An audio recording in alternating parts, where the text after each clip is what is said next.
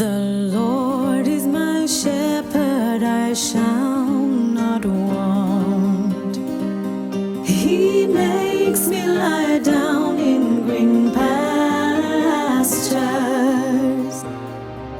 and I will dwell in the house of the Lord forever and ever and ever.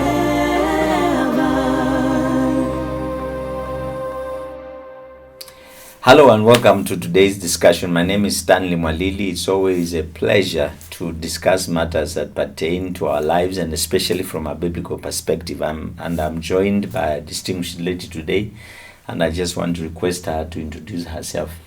My name is Ann Choya, and I'm happy to be here and to engage in this discussion. Yes, welcome to today's discussion. Let's start it off like we are reading a lot of stuff nowadays about either husbands just slaughtering their wives or wives killing their children and either committing suicide, taking poison. Right now we are dealing with the story of a young man who drove all the way from a very far place to just go and kill a girl. What do you make of that? I would say that social change, society is always changing, and this is not a today event. I mean, you can look back many years and see things that happened when we were young, and now they are completely different. When you look at the way people dress today, the way people address each other, mode of studying, technology, transport, development, things are completely changing, and that's what we call social change. But definitely in our context, we would look at that as a form of deterioration, because the society is in my view, kind of losing certain valuable things that kept it intact. For example, if we look back, you would not see your children that bold enough to go and do such heinous acts of killing one another. So possibly the question is we need to ask ourselves is why are these kind of things happening today? You said a while ago it wasn't really like there were issues, but not to the extreme we see them today. Yeah. Could it be it has something to do with the social fabric dictated by the family unit? Do you see the family unit, father, mother? Is there something there that we can probably look into and try to... I know there could be other causes, but could that be a major one? The way families are just structured nowadays. I would say that's one of the drivers. Every change has drivers. This is a change. For example, this is a social change that is talking about relationships and value for life. Let's just speak that, value for life. What is driving that kind of change where what we treasured most is no longer treasured? And there's a number of things. For example, if we look at culturally, there are cultures in our society that value life. They would never kill. And that was passed from generation to generation. Where I come from, for example, it is almost unheard of to kill, to shed blood. That was a cultural value. It is no longer emphasized. So again, that's one driver. The people that passed on values in the society are no longer passing them. There's no intentionality in helping young people realize and appreciate life is precious. That's one of them. But the other driver I would say here is that people tend to, what we give out is a sign of what is inside. If the inside is not stable, it's not happy, it's not content, it's not comfortable, we tend to show that, demonstrate by what we do. And many young people are angry because they are not happy. The people who are supposed to make them happy are not there. And it's not, honestly, it's not that many parents do not want. There is a lot of pressure in the society. Economic pressure, social pressure, technological pressure, political pressure, for people to leave what was traditionally valuable. And because of that, then the people who are supposed to care are not there. And when you are not cared for, then in most cases we tend to get angry. So the young generation is not getting a lot of that. That's one driver, that lack of care. Okay, because you've said very many important things and I want us to break them down. Yeah. There's something you said about the people that used to pass on values. Where did they go? Are we still not here? What changed? let's go back to the society, especially African society, which is very organized, structured society in all areas, irrespective of the locality. I've had a privilege of traveling in most African countries and working in those different societies, irrespective of the faith. But the traditional African society is very organized, and the traditional society was intentional in passing values. It still does happen. For example, in the Maasai culture, you find people sit down with the young and talk to them about what is important and what is not there. But the societies, the fiber is weakening, and it's because of the diversion of the things that are occupying the very people who are busy to pass values. For example, that mainly was the responsibility of the elderly. And it's because also the young treasured the elderly, and they also treasured the knowledge. Now, the young generation is no longer interested with that kind of knowledge because there is another alternative. Naturally, the society will have if the society has a choice, it will choose. So one of the drivers of this disinterest in the traditional society first is because there is an alternative source of knowledge, and that is mainly the technology. It's coming with a lot of knowledge. I mean, they have said, if your mother never told you, Google will teach you. And that's a slogan that has been said. And Google has the information. But also back to the people that used to pass the information, the society is completely, the settlements and the manner in which the society is organized is also changed. Many of the middle level age don't even know those cultural areas because they have not lived together with the people who carry that wealth of knowledge. So again, that could be another driver where those people that are supposed to pass the knowledge do not live together with those that are supposed to receive the knowledge. Okay. While you are still there, the assumption is the values were passed on by older people. Yes. But let's just take the immediate parents. For example, you and I, we have children. They haven't grown up in a village. So what would stop us unless we were also not given the same values? Because when I heard you speak, it's like you alluded to the values you picked as you grew up. Now, I'm assuming at our level, me and you, there are values we picked. So as much as we are in the city, and that's where we brought up our boys, can't there be a way we can also pass on the same values? Must they go back to their grandparents for them to get that? No, not necessarily. As I said, every social change has drivers. So let's come to our context where we got some reasonably good level values which we can pass. So the question is, why are we not passing?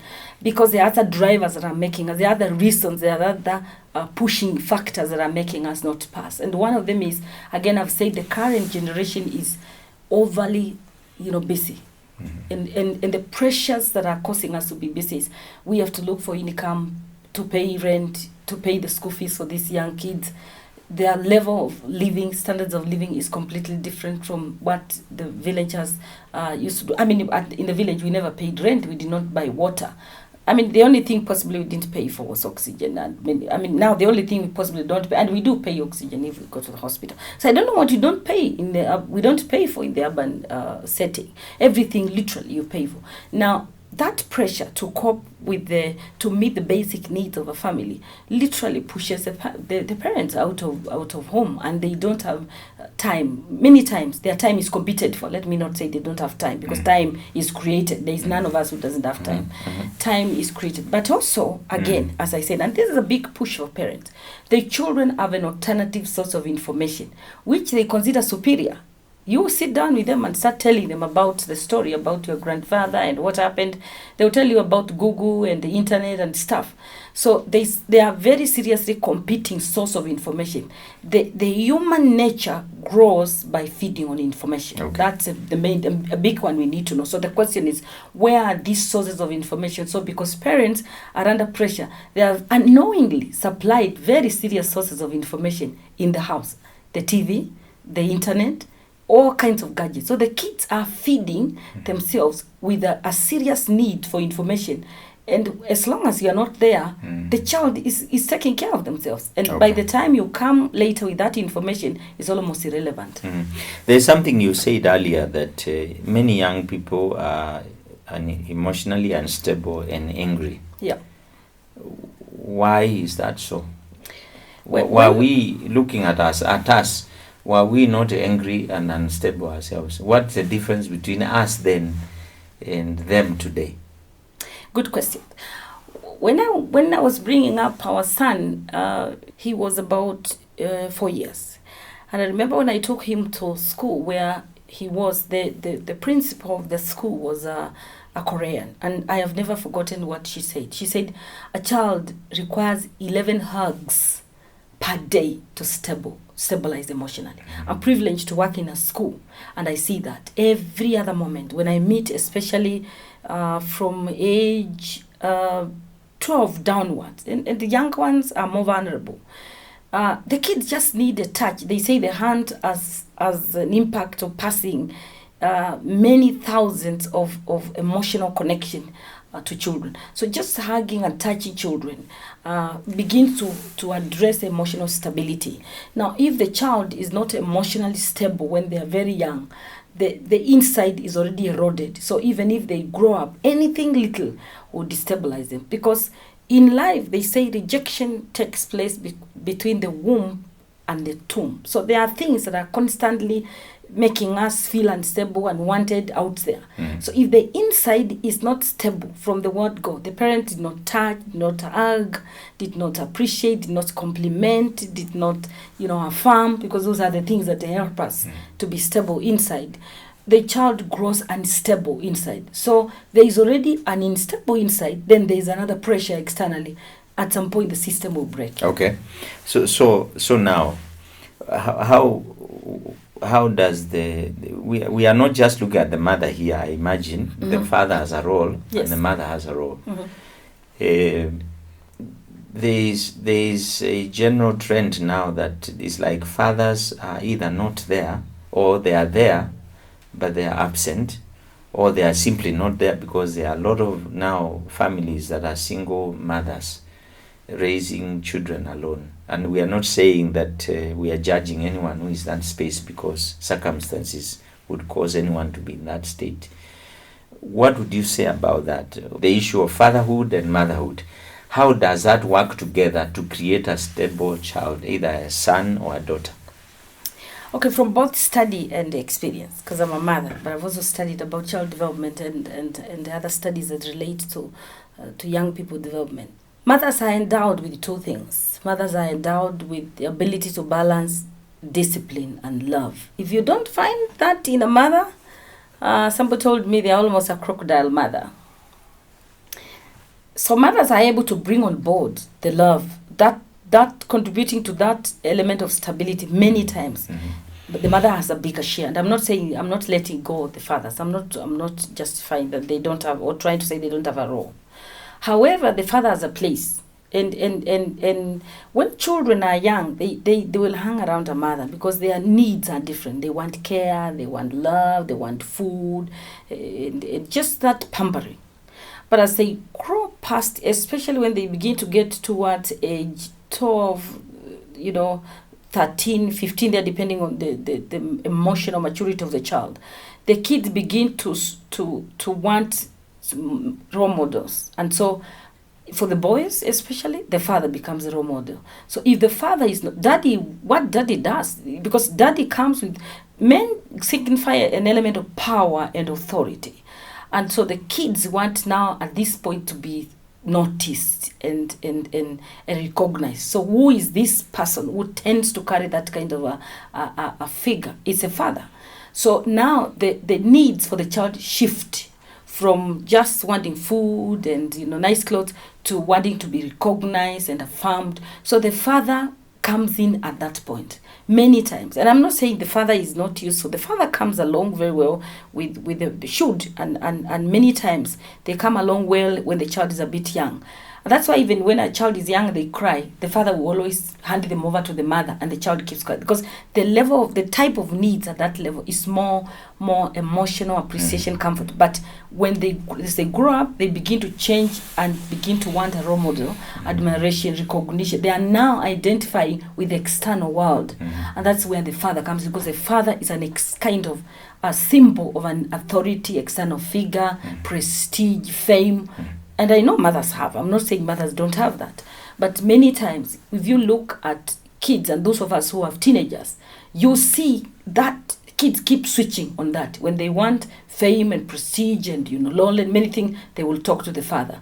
Yes, to the mother, but rarely do you find a teenager going to the father and say, Daddy, can I have food, when the mother is there? It's very rare. So the caring kind of needs tend to always, and the society needs that, and the human nature knows that, and we are created by God with that ability as mothers. The caring needs are mainly with the mother. The developmental, image type of fame stuff, which you can't associate. We are created with the need for both. There's a level where we get it, we want to be famous, we want to be known. That's where the father comes in very strong. And now the teens at that point, when the child begins to want to shuttle between the two worlds, now the family there needs both. The child needs both. Okay. If the father is away at that point, the child breaks. Okay. Advocacy efforts and a lot of structures to support the girl child in the last couple of years have yielded very positive results in empowering the woman. Yeah. Right now, we have a lot of women in the corporate world, in the marketplace. You just mentioned that a child would require 11 hugs. So now, this corporate woman, successful, very busy, needing to lead an institution and work and stuff like that. And the father, the same, needs to be out there looking for money, because you said everything we are living for, we must pay. There's, demands for capitalism are really piling a lot of pressure on families.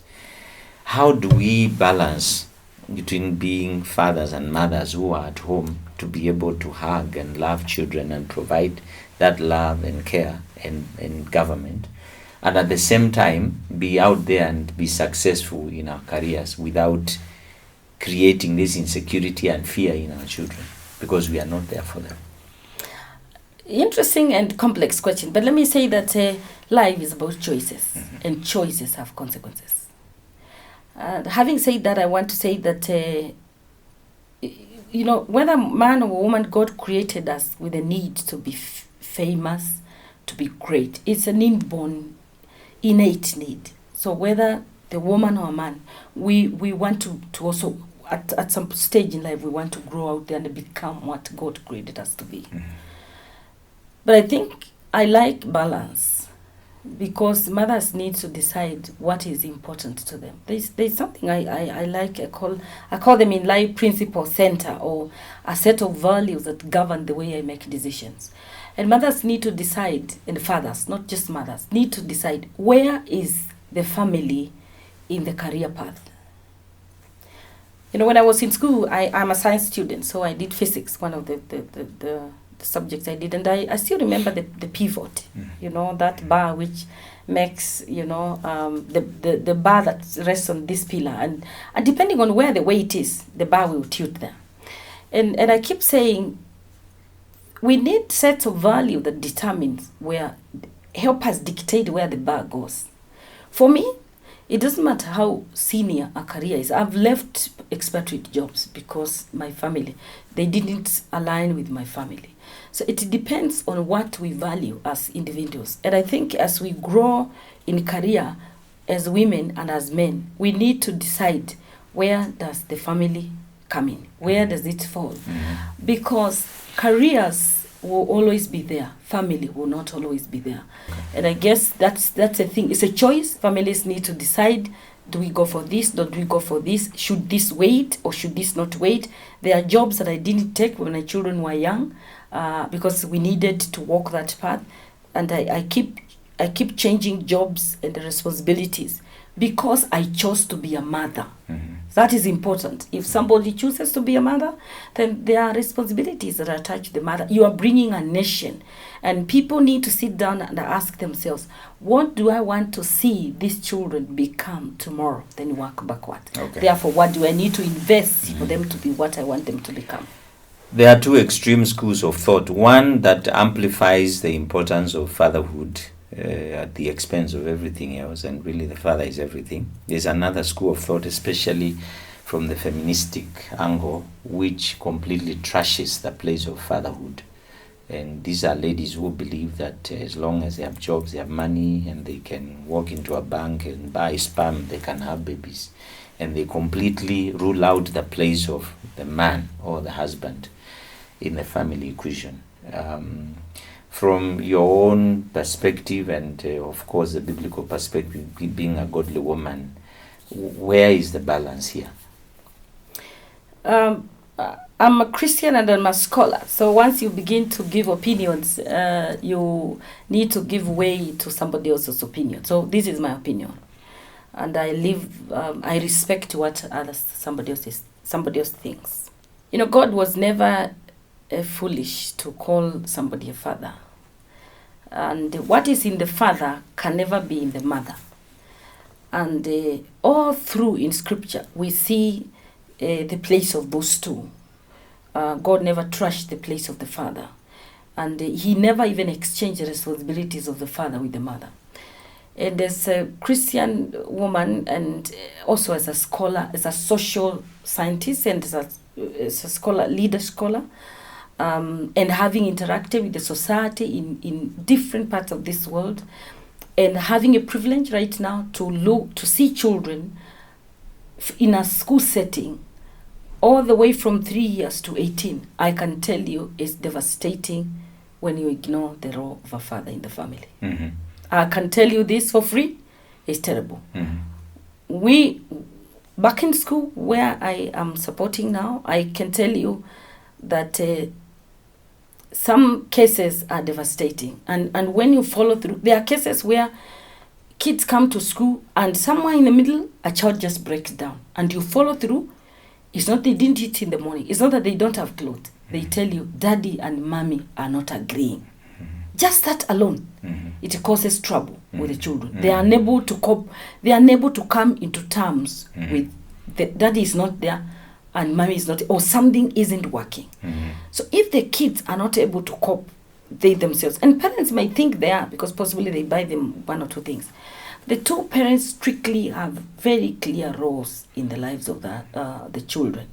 And I want to say back again, once we decide to be parents, let's do what we can humanly possible to keep that relationship going for the sake of those children. Of course, it's never good to stay in a marriage relationship just because of children. If it's not working, in some cases I know they are very abusive men. And certain relationships must just end. Yes, because, there are also abusive ladies. Yes, abusive ladies, yes. So if the two parties are abusive, it is worse to keep an abusive marriage. The children will suffer more. But even that we need to explain to them and possibly hope they will cope. But where we can deal with our differences for the sake of the beings that we brought to this earth, let's do that. So let me say that there is a place for the father, there is a place for the mother. The two are not exchangeable. Don't be cheated. They are not bought by money. No, it's not possible. We can't buy a father we can't replace a father by money. The two don't serve the same level. In any case, money takes its level. So families need to decide, we'll sacrifice this for now because of this, or we'll go this way. But every choice, as I said, in life has consequences. Okay. So you are saying that the problem of having a dysfunctional family where the father is absent causes a lot of upheavals in the children. Precisely. When you look at the society right now, we don't have statistics, but clearly you can see that the ladies are having almost a head start now. You find a lot of ladies are doing well. I remember when I was doing my MBA class, out of every one man, there were 5 ladies. You could give 5 ladies to every one man in a class, who are very few. And you look at society and it looks like ladies are doing well. A lot of men, things are not working, businesses failing, job loss. And there's something about a man who is not properly engaged that just seems to lose it. You find he is abdicated and the lady is the one that's doing stuff. I know there is no quick book solution or cookbook solution for this. But how do you encourage ladies who have men in their lives who seem to have become zombies? They are there. Initially, they seem to be doing well. But something happened and they just look confused. They don't seem to be functional anymore and they are creating problems. The lady has now to come up and begin to do everything. How can we help men to come up again and still make it, even if the job is lost and the business is not doing well? What needs to happen? What can ladies do to still encourage this man and tell him there's hope, you can make it, I'm there for you? instead of just the lady shooting into her career and the man is also regressing and going towards the pit? Again, a complex question. I fear answering societal changes with one question because it's very, very difficult. If you become a scholar and study, you'll always be, helped to understand that every response you have, somebody else can punch a hole out of it. So I want first to say that my response is not comprehensive and respect what other people's opinion are. But let me say this. The turbine has really turned, and we are not the one pushing, me and you. The world is pushing it, and we are not going to stop it. That the world is sympathetic to the female gender. The stage is set for them. It's very favorable for us. The sponsors, the universities, the society is very, very sympathetic to the woman gender. I don't think it's going to change any sooner. So I want to encourage my brothers. Don't sit there and think that the world will stop tomorrow and start lobbying. In fact, the more the women get into the senior places, the more they create space for their own. So come to terms with that reality. But just occupy your space. One, let me tell ladies, don't be like a man, just be a lady. There's something about being a woman and just playing your role as a woman that helps you. Because what is happening, we are under pressure by the society to behave like men, because in most cases that's what's acceptable. I don't think we need to do that. We just need to be ladies and do what a leader lady or a manager lady can do somewhere. There's something about the feminine nature that the world requires around us. But let me talk to the brothers, our brothers there who are really discouraged.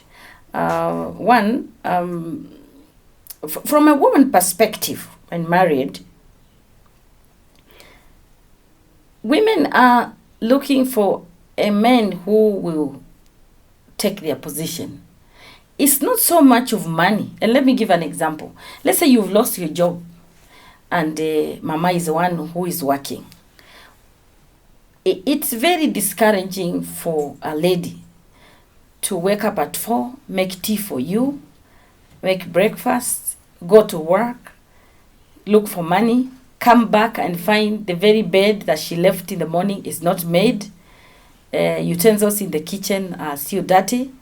You are just swinging from one corner of the, your sitting room with the remote control and waiting for her. Humanly speaking, that's very discouraging because you turn your wife into your worker. So what do you want us to do? So that's what I am coming you want for. us So to first, cook I wanted and make to the bed? Yes, that's what I. So because the society has changed, men have to decide either you help those things that men can do. Take a child to school, for example. Drive. Don't take your wife. Don't tell your wife to be the one to make breakfast, but also drive children to school and go and pick. You may not cook, but you can relieve her. That's so you can do things that will bring value in kind. Correct. You can not necessarily monetary. You can. Men these days shop. You can go shop for mama, and you pushing a trolley and shopping is not a big issue. Talk to her. She's the one with the money. At least if she comes home and finds the meat is there and the stuff has been shopped, she's a little bit more encouraging than to have left you in the house. Then she goes to work. Then she has to pass through the supermarket and come and shop. Look at what you can do to help. If you have a house help, you may not do the job, but as a man, make sure that girl takes care of the thing. Help mama for once. Okay. Let her be humane enough. Do those in-kind things that men do, that you can relieve off your wife and help her so that she doesn't feel burdened all through. This is very interesting. I really wish we could continue, but sincerely, time is up and I'm going to have you very soon because I think we must push this subject again. It's just very exciting. There is a lot that we can talk about. And I believe that this is something that is very helpful, and I know God is going to help us. And clearly there are some serious nuggets there, and I really do appreciate that you come and be with us. So thank you so much for being with us, and till next time, it's bye-bye from us, and God bless you. Thank you. Thank you for tuning in. God bless you. The order of our services is as follows. From 9 a.m. to 9:30 a.m., we have the intercessory prayers. And from 9:30 a.m., we have the main service, which runs concurrently with the Teens and Children's Church. You are all welcome.